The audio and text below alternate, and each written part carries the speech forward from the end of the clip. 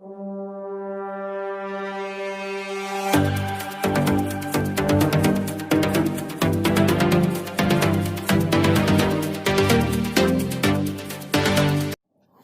kita mulai.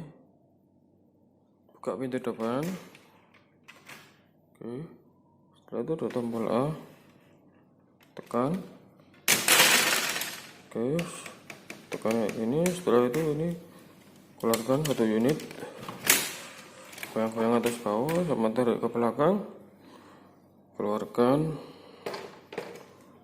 Nah, setelah itu ada B, kanan kiri, ini B, keluarkan ya, keluarkan kayak gini, goyang-goyang sama tarik ke belakang.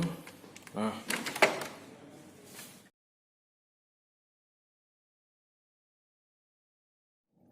sekarang cara mengembalikan yang B dulu. Oke, B kayak gini, nanti dimasukkan ini dulu, agak condong ke bawah dikit kayak gini lah.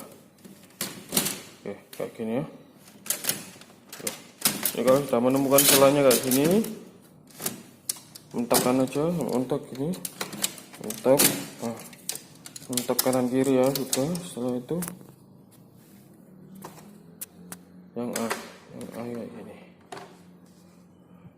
Oke, yang A kayak gini ya,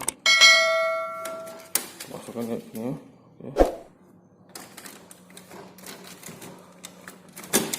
Entak juga, nanti terakhirnya ditekan kayak gini. Gitu. Nah, sini setelah itu ditutup lagi.